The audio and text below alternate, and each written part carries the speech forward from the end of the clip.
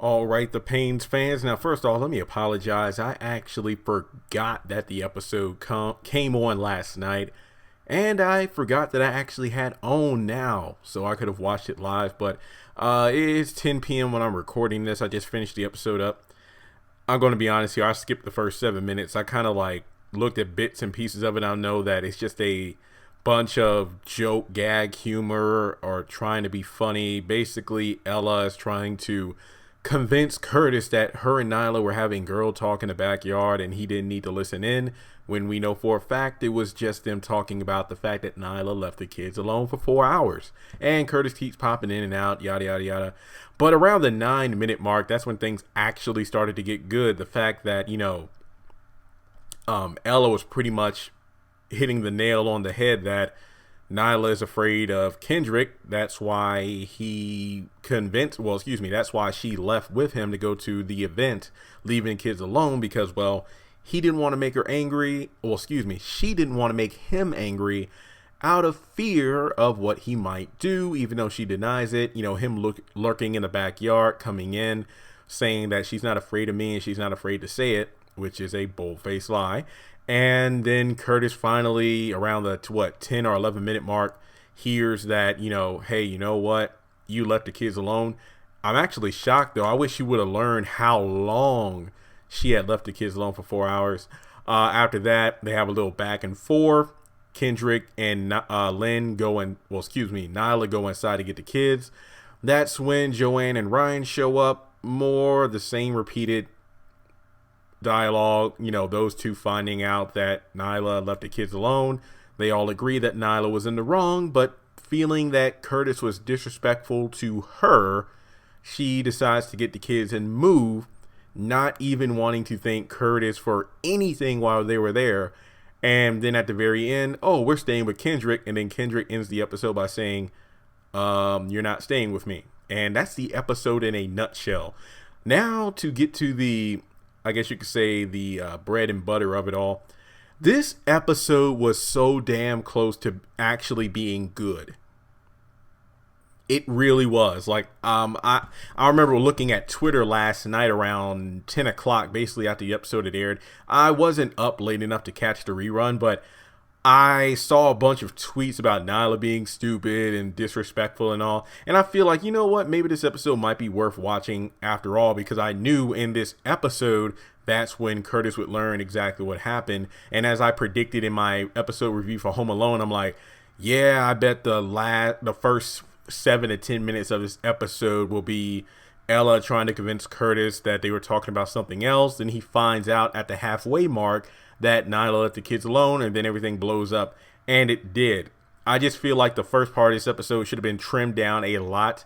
A lot of the humor in this episode, like the overreactions in terms of like Joanne and Curtis going back and forth about the money and stuff. And then Ryan, who I'm glad that Nyla shut down at one point about not now. And it's like, okay, if they would have cut the ridiculous, non-funny humor out of this episode and got rid of the scenes that dragged on. Like, we didn't need 7 minutes of Curtis walking in and out of the backyard and then Ella trying to convince him about something else. This should have been one of the episodes that really would have been the episode Lynn's Nightmare, where we learned how Kendrick used to put those lab rats in a room when she was misbehaving, allegedly. That was one of the best episodes of the series so far. This episode definitely could have been in the top contenders if they wouldn't have done the standard Paynes formula where the laugh track is overused. They just drag out the scenes. I mean, we have the first half of the episode in the backyard and then the second half in the living room. I really wish Tyler Perry would have made this a serious episode. Like, there were some moments in there, but I just feel like the dragged on scenes, the laugh track, and the jokes that didn't land were the mistakes. But I really wanted to like this episode. I liked the episode. I wish it could have been a better episode. That's what I'm saying. Like, I'm not going to score it like a 4 or 5. I'm actually going to score it at an 8, believe it or not. And I know that's being over generous, I guess some people would say. But for me, I'm giving it an 8 because this episode truly grounded me. And if you've been looking at my Paynes reviews, you know that I'm very critical of the show itself.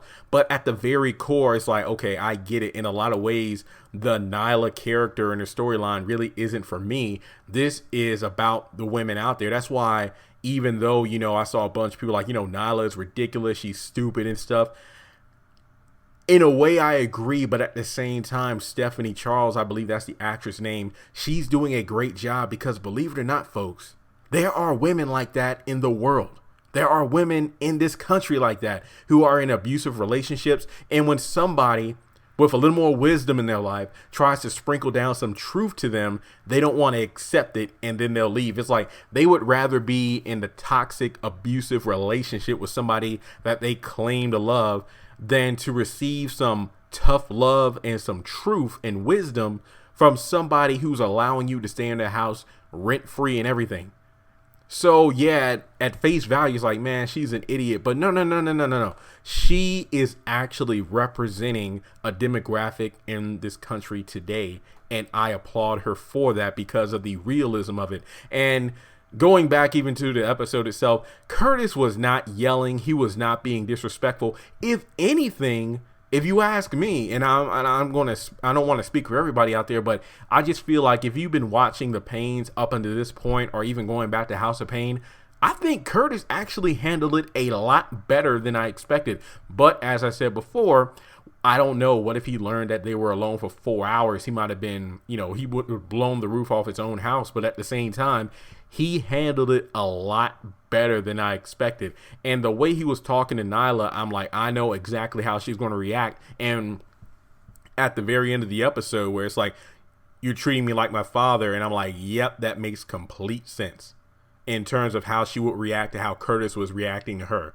So I honestly did like the episode, but I really feel like Tyler Perry should have made it better in some respects. Like, I get it, like, you're only trying to fill up a 20-minute block, but at the same time, I wish we could have had more serious conversations instead of the insert this Curtis interrupting the conversation, or Joanne saying something and then jumping on Curtis's boat like, hey, we're on the same side, but then Curtis mentioning the money. I feel like the money shouldn't have shown up in this episode. This strictly should have been the, okay, you left these kids alone, here's what you need to do, let's talk about your relationship with Kendrick.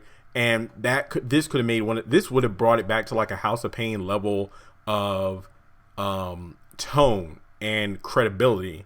Like, I just feel like this episode really could have been a lot better than it was, but I did like the episode because it really spoke out to me in the fact that even though this show really isn't that good, Tyler Perry does put heart into the writing. Yes, it is easy to condemn Nyla for being foolish, and it was like a slap. I was laughing at the end, like, oh, when at the very end of the episode, Kendrick was like, you're not staying with me. I'm like, well, damn. So does that mean Kendrick has another woman now and won't allow her to stay with him? Does it mean that he wants to take Nyla but not the kids? We'll just have to wait and see. But yeah, guys, I'm kind of lukewarm about the episode. No, I was like I said before, it was a good episode, but it could have been a lot better. I really can't wait to see what's going to happen next week. Honestly, I don't even bother to watch the previews because they're only like 10 seconds long, so I don't even bother. That's why I don't do trailer breakdown videos, because it's only like 10 seconds of like 3 sentences. Then around Wednesday or Thursday, we get like 1 or 2 clips on the OWN website or YouTube page, and then we get the actual episode. But let me know your thoughts in the comment section below about Girl Talk. Like I said before, I applaud Stephanie for playing Nyla and just really giving a honest look into the demographic that's in the world today. And I hope that there are viewers out there who can relate to Nyla and hopefully see that, you know what, you're not alone. But at the same time, if you're in a toxic relationship, you got to get out of it. Especially, look, it's one thing. Look, I don't promote being in toxic or dysfunctional relationships to begin with, but there's a higher difference of responsibility from you being in a relationship and by yourself, but then being in a relationship but you have kids. So for the sake of the kids, So again, let me know your thoughts in the comment section below. I really hope, but I don't have high expectations for next week to be any better. But at the same time, Tyler Perry can definitely turn the show around if he just dials back the dry humor that really doesn't go anywhere and really focus on the issue and the matter at hand and really give the viewers something to say, okay, even though this is like a sitcom comedy, it does have some hard real world issues and some morals and truth behind it. We don't need Ella yelling Curtis 5 times an episode. We don't need Nyla continuously apologizing. We don't need Joanne popping up and then just giving over exaggerated expressions. The same with Ryan. Make a serious episode. Tyler Perry, I know you can do it. You've done it on all your other series before. Going back to House of Pain, there were plenty of serious episodes in that series. Let's do the same thing with the Paynes. As you know, not to sound like Trump, but make this show great again. So thanks so much for tuning in. I hope you hit that subscribe button. Let me know your thoughts on Nyla and what are your theories as to why Kendrick won't let Nyla and the kids stay with him.